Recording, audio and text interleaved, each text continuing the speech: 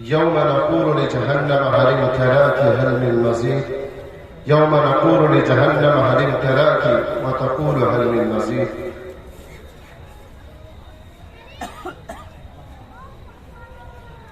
محترم صدر ذی وقار، عزت و ناظم اجلاس، اسٹیج پر بیٹھے تشریف فرما علماء کرام، دور دراز سے آئے ہوئے مہمان اعظام اور محترم و معزز سامعین و سامعات اور عزیز بچوں، یقیناً ہر قسم کی حمد و ثنا کبریائی بزرگی برتری اللہ رب العالمین کے لیے ہے، اور انگنت بے شمار درود و سلام آخری قریب پیارے نبی جناب محمد رسول اللہ صلی اللہ علیہ وسلم پر اللہم صلی وسلم وبارک علیہ۔ محترم سامعین کرام، آج کے اس پروگرام میں انشاءاللہ العزیز جہنم کے عنوان پر گفتگو ہوگی۔ قبل اس کے کہ میں جہنم کے کچھ اوصاف اور کچھ باتیں بتاؤں، اس سے پہلے ایک چیز کا یہ جان لینا بہت زیادہ ضروری ہے، یا یہ کہہ لیں کہ اس بات پر ایمان اور یقین رکھنا بہت زیادہ ضروری ہے۔ اولاً تو یہ ہے کہ ہمارا اس بات پر ایمان اور یقین ہونا چاہیے کہ ہمیں مرنے کے بعد دوبارہ اٹھایا جائے گا۔ مرنے کے بعد ہمیں دوبارہ اٹھایا جائے گا، چونکہ بہت سے لوگ یہ سمجھتے ہیں کہ ہم تو مر جائیں گے، مٹی میں سڑ گل جائیں گے، ہمارا نام و نشان نہیں رہے گا، ہمارا وجود نہیں رہے گا، پھر ہمیں کیسے اٹھایا جائے گا، پھر ہم کیسے اٹھیں گے، ہمارا حساب و کتاب کیسے ہوگا۔ میرے بھائیوں، بہت سے لوگوں کا یہ سوچنا ہے، میں اس کا ازالہ کرتا ہوا چلوں کہ اگر کوئی شخص اس بات کو سوچتے ہیں یا یہ خیال کسی کے دل میں پیدا ہوتا ہے کہ ہمیں مرنے کے بعد کیسے اٹھایا جائے گا، تو قرآن مجید کو آپ پڑھ لیجئے۔ بہت سارے مقامات پر، بہت ساری جگہوں پر اللہ رب العالمین نے اس بات کا تذکرہ کیا ہے کہ ہم مارنے کے بعد دوبارہ زندہ کریں گے، اور بہت سے واقعات آپ کو ملیں گے جس میں اللہ رب العالمین نے اس بات کا تذکرہ کیا ہے۔ اللہ رب العالمین نے بہت سے واقعات میں اس بات کو لایا ہے کہ بہت سے لوگوں کو مارنے کے بعد بھی اللہ رب العالمین نے زندہ کیا ہے۔ جی ہاں میرے بھائی، اس سلسلے میں میں ایک دو واقعہ مختصر طور پر رکھنا چاہوں گا، آپ اس واقعے کو اٹھا لیجئے جس میں اللہ رب العالمین نے یہ کہا ہے وَقَالُوا يَا مُوسَىٰ لَن نُّؤْمِنَ لَكَ حَتَّىٰ نَرَى اللَّهَ جَهْرَةً۔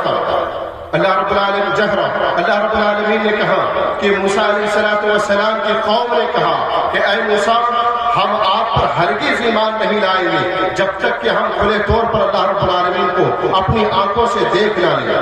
میرے بھائیوں، واقعہ کیا ہے؟ واقعہ یہ ہے کہ جب اللہ تبارک و تعالیٰ موسیٰ علیہ السلام کو تورات جیسی کتاب، ایک عظیم کتاب اللہ تبارک و تعالیٰ عطا کر رہا تھا، تب موسیٰ علیہ السلام نے کہا یا ربی، اے میرے پروردگار، میں چاہتا ہوں کہ اس کو میری قوم کے سامنے یہ گفٹ، یہ تحفہ دی جائے۔ میرے بھائیوں، پھر اللہ رب العالمین نے موسیٰ علیہ السلام سے کہا ٹھیک ہے، آپ جائیں اور جا کر کے اپنے قوم میں سے بڑے بڑے سرداران کو، بڑے بڑے ذمہ داران کو بلا کر کے لائے۔ میرے بھائیوں، موسیٰ علیہ السلام گئے اور بڑے بڑے اپنے قوم میں سے بڑے بڑے لوگوں کو، بڑے بڑے سرداران اور ذمہ داران کو بلا کر کے لائے، اور جب اللہ رب العالمین نے موسیٰ علیہ السلام کو تورات عطا کیا، اس کے باوجود وہ لوگ ایمان نہیں لائے، اس کے باوجود وہ لوگ یقین نہیں کیے، وہ لوگ صاف طور پر کہنے لگے اے موسیٰ، جب تک ہم اللہ رب العالمین کو دیکھ نہ لیں تب تک ہم ایمان نہیں لائیں گے۔ میرے بھائیوں،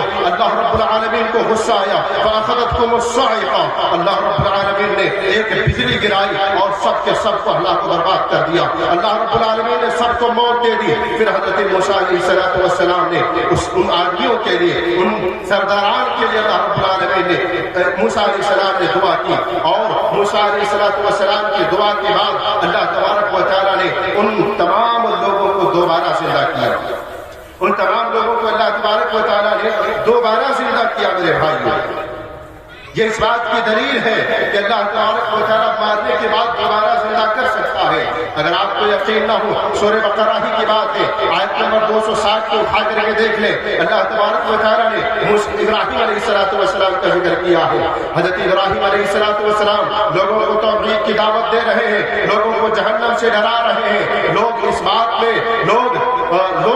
بات کا انکار کر رہے ہیں کہ ہمیں مارنے کے بعد دوبارہ اللہ تبارک و تعالیٰ کیسے زندہ کرے گا، ہم مر جائیں گے، ہم زندہ کیسے ہوں گے؟ میرے بھائیوں، حضرت ابراہیم علیہ السلام کو بھی حضرت ابراہیم علیہ السلام بھی اس سوچ میں پڑ گئے کہ اللہ تبارک و تعالیٰ کیسے زندہ کر سکتا ہے۔ میرے بھائیوں، پھر حضرت ابراہیم علیہ السلام اللہ تبارک و تعالیٰ کی طرف مخاطب ہوئے اور حضرت ابراہیم علیہ السلام نے اللہ رب العالمین سے کہا، یا ربی، اے اللہ، تو مردوں کو زندہ کیسے کرے گا؟ تو اللہ رب العالمین نے ابراہیم علیہ السلام سے کہا، کیا تجھے مجھ پر یقین نہیں ہے؟ کیا تم کو ہم پر یقین نہیں ہے؟ تو ابراہیم علیہ السلام نے کہا، بالکل پورا یقین ہے اے اللہ، پورا یقین ہے، بس میں اطمینان قلب کے لیے، تاکہ میرے دل کو سکون پہنچ جائے، اس لیے میں یہ دیکھنا چاہتا ہوں کہ تو مردوں کو زندہ کیسے کرتا ہے۔ میرے بھائیوں، پھر اللہ تبارک و تعالیٰ نے ابراہیم علیہ السلام سے کہا، ٹھیک ہے یا ابراہیم، تو 4 پرندوں کو لو۔ کتنے پرندوں کو؟ 4 پرندوں کو لو اور اسے پالو پوسو، اس کے بعد اس کی پرورش کے بعد پھر اس 4 پرندوں کو ذبح کرو، اور ذبح کرنے کے بعد ان 4 پرندوں کو الگ الگ پہاڑوں میں رکھ دو، اور اس کے بعد آواز لگاؤ، پکار لگاؤ، وہ دوڑ کر کے تمہارے پاس آ جائے گا۔ میرے بھائیو، ابراہیم علیہ السلام نے ایسا ہی کیا، 4 پرندوں کو ذبح کیا اور اس کے ٹکڑے ٹکڑے کر کے الگ الگ حصوں میں، الگ الگ پہاڑوں میں اس کو رکھ دیا۔ پھر ابراہیم علیہ السلام نے بلایا، ابراہیم علیہ السلام نے ان تمام پرندوں کو پکارا تو وہ سارے کے سارے پرندے اڑتے ہوئے آ گئے۔ میرے بھائیوں، یہ ہے اللہ رب العالمین اس بات کے ذریعے سے لوگوں کو یہ سمجھانا چاہتا ہے کہ ایسے اللہ تبارک و تعالیٰ مردوں کو زندہ کرتا ہے، اللہ تبارک و تعالیٰ ایسے مردوں کو زندہ کرتا ہے۔ تو کہنے کا مطلب یہ ہے، سب سے پہلے ہمارا اس بات پر ایمان اور یقین ہونا چاہیے کہ اللہ تبارک و تعالیٰ ہمیں مارنے کے بعد دوبارہ زندہ کرے گا۔ اس کے بعد میرے بھائیوں، ہمارا اس بات پر بھی ایمان ہونا چاہیے کہ ہم سب کو اللہ تبارک و تعالیٰ میدان محشر میں جمع کرے گا۔ ہمارا حساب و کتاب ہوگا، جن کی نیکیاں زیادہ ہوگی وہ جنت میں جائیں گے، جن کی نیکیاں کم ہوگی وہ جہنم میں جائے گا۔ میرے بھائیوں، میزان میں ہماری نیکیاں تولی جائے گی، جن کی نیکیاں کم ہوگی وہ جہنم میں جائیں گے، جن کی نیکیاں زیادہ ہوگی وہ جنت میں جائیں گے۔ اسی طریقے سے ہمارے نامۂ اعمال ہمارے ہاتھوں میں تھمایا جائے گا، ہمارے ہاتھوں میں دیا جائے گا۔ جن کا نامۂ اعمال دائیں ہاتھ میں دیا جائے گا وہ جنت میں جائے گا، اور جن کا نامۂ اعمال بائیں ہاتھ میں تھمایا جائے گا وہ جہنم میں جائے گا۔ میرے بھائیوں، کہنے کا مطلب یہ ہے کہ آخرت کے اوپر یہ جو ساری چیزیں بتائی گئی ہیں، ان تمام چیزوں پر ہمارا ایمان اور یقین ہونا چاہیے۔ اگر کوئی شخص کسی بھی بات کا انکار کرتا ہے تو وہ دائرہ اسلام سے خارج ہو جاتا ہے۔ جی ہاں میرے بھائیوں، اگر کسی نے بھی آخرت کے سلسلے میں کسی بھی چیز کا انکار کیا، چاہے جنت کا انکار کیا، چاہے جہنم کا انکار کیا، تو وہ دائرہ اسلام سے خارج ہو جائے گا۔ اس لیے میرے بھائیوں، ان باتوں پر ہمارا ایمان اور یقین ہونا چاہیے۔ اب آئیے میں جہنم کا تذکرہ کرتا چلو۔ میرے بھائیوں، جہنم جس کے بارے میں آج آپ لوگوں کے سامنے بتایا جائے گا، میرے بھائیوں، ہم اور آپ سوچتے ہیں جہنم کا تذکرہ ہوتا ہے، دائیں کان میں سنتے ہیں، بائیں کان سے نکال دیتے ہیں۔ میرے بھائیوں، جہنم کو کوئی بھی شخص ہلکے میں نہ لے، جہنم کو کوئی بھی شخص ہلکے میں نہ لے۔ جہنم کوئی ایسی ویسی چیز نہیں ہے، بہت خطرناک جگہ ہے، بہت ہولناک جگہ ہے میرے بھائیوں۔ جہنم بہت بری جگہ ہے،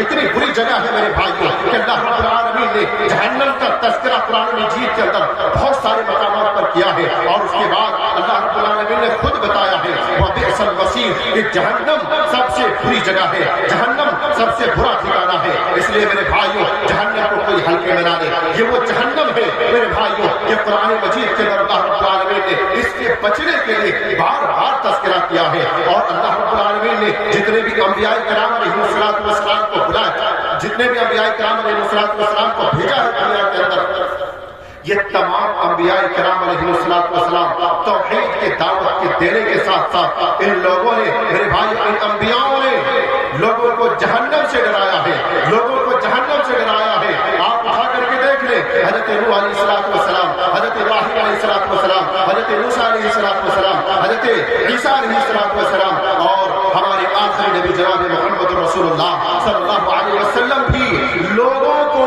توحید کے دعوت دینے کے ساتھ ساتھ لوگوں کو جہنم سے ڈرایا ہے۔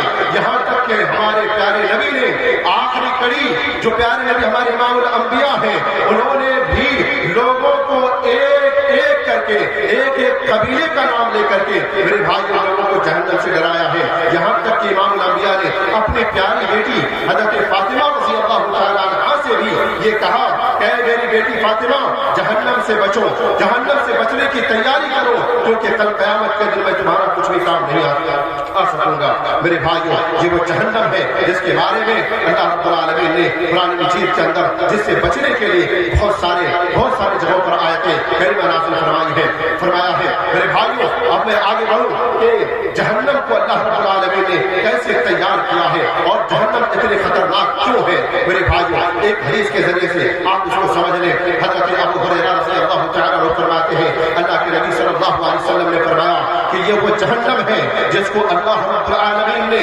1000 سال تک جلایا۔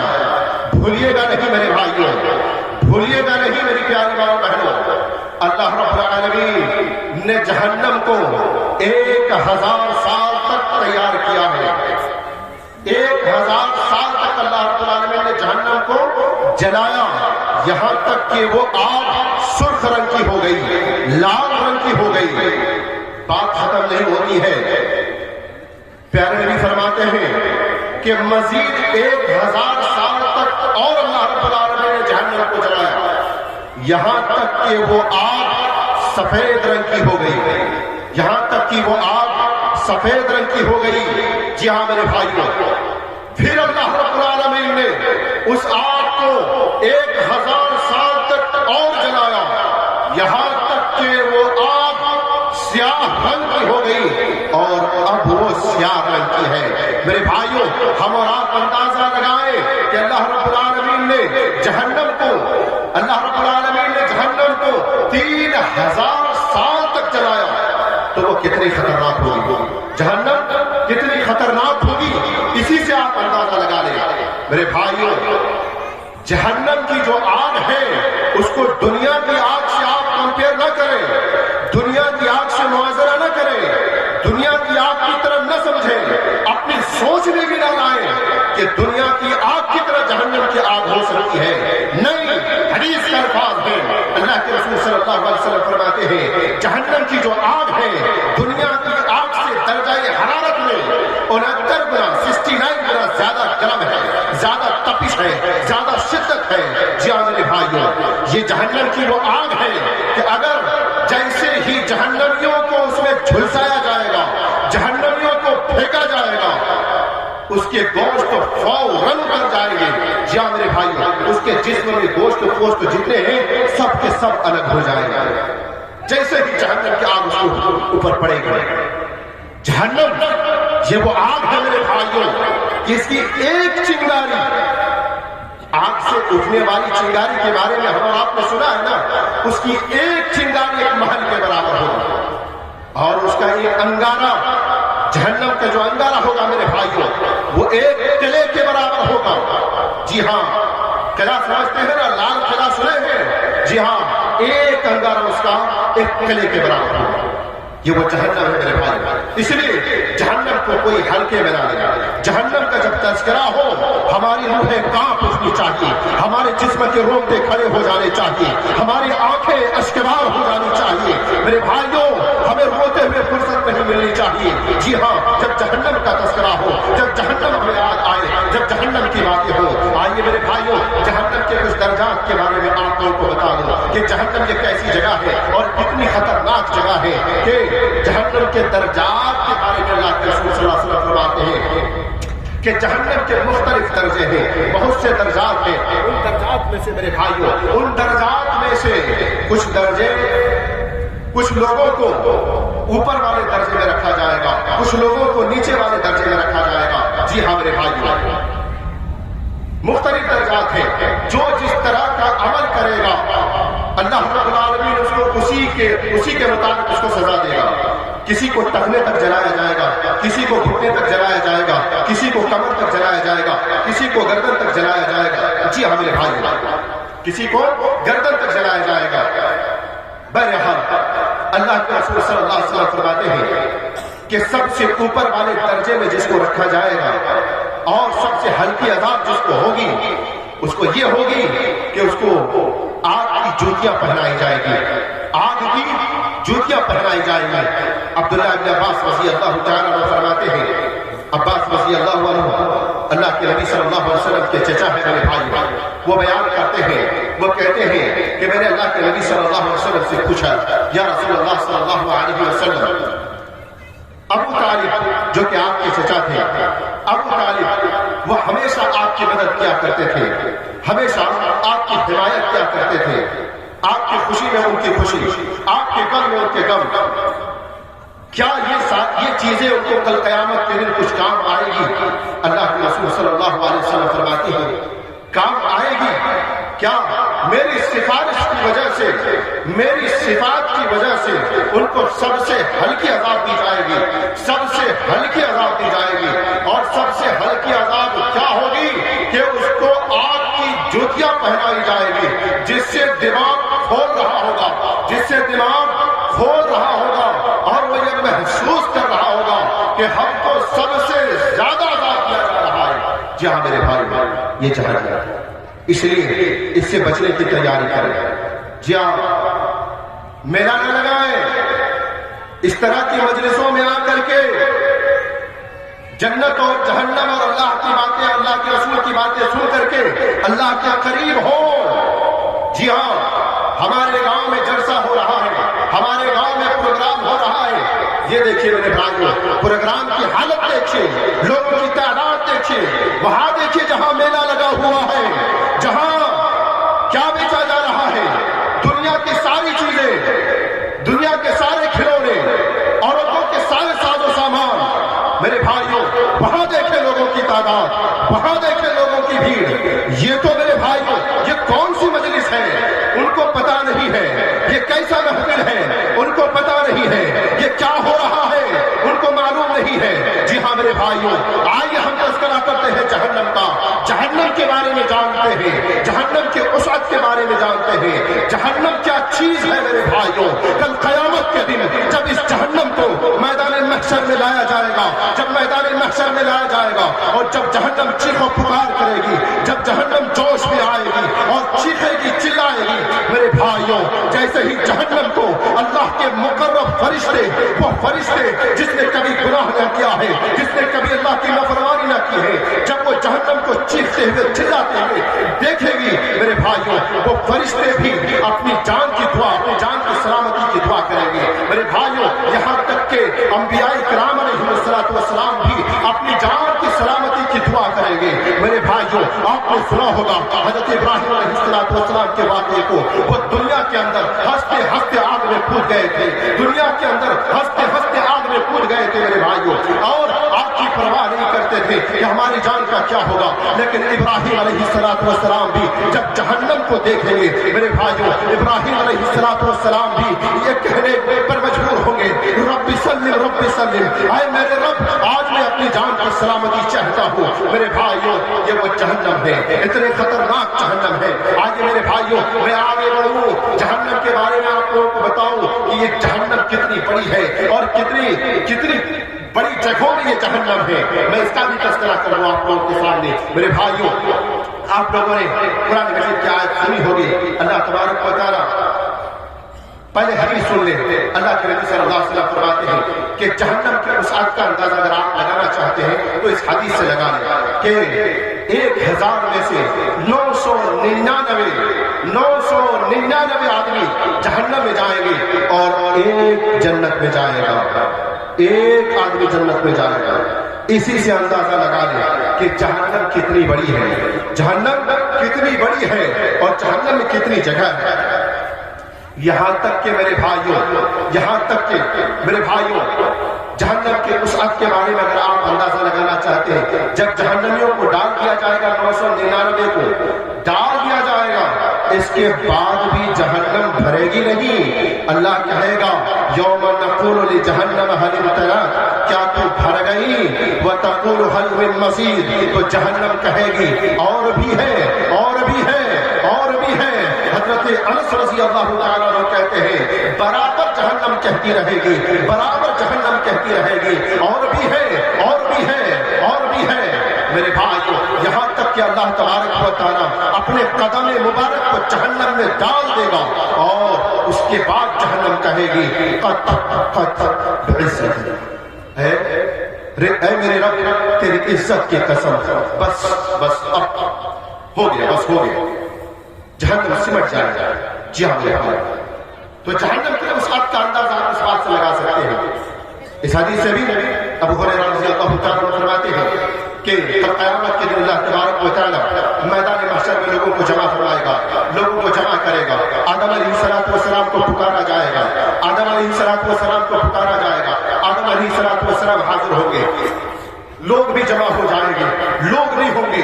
آدم علیہ السلام کا تعارف کرایا جائے گا، کہا جائے گا یہ آپ کے باپ ہے، یہ آدم ہے، یہ آپ کے باپ ہے۔ میرے بھائیو، پھر آدم علیہ السلام سے کہا جائے گا جہنم کی گروہ کو، جہنم کی جماعت کو الگ کرو۔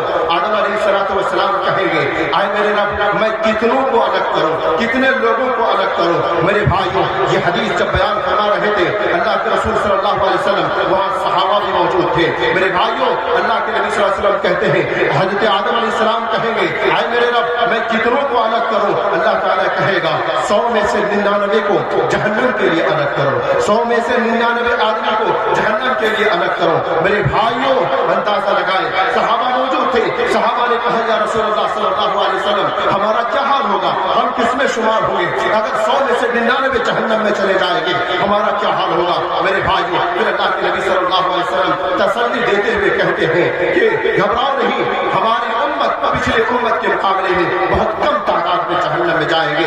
یہاں تک کہ اللہ کے نبی نے ایک مثال بیان فرمائی کہ جیسے سیاہ رنگ کے بیل میں ایک سفید بال ہوتا ہے، ایسے ہی ہماری امت پچھلی امت کے مقابلے میں جہنم میں جائے گی۔ بہرحال میرے بھائی، میں جہنم کے چوڑائی کو بیان کر رہا تھا کہ اگر کوئی اندازہ لگانا چاہتے ہیں جہنم کتنی بڑی ہے تو اس کا اندازہ آپ اس بات سے لگا لیں۔ اللہ کے رسول صلی اللہ علیہ وسلم، صحیح مسلم کی روایت ہے، اللہ کے نبی صلی اللہ علیہ وسلم فرماتے ہیں کہ جہنم کو کھینچ کر کے لایا جائے گا میدان محشر میں، جس میں لگام ہوں گے، جس سے کھینچ کر کے لاتے ہیں نا لگام۔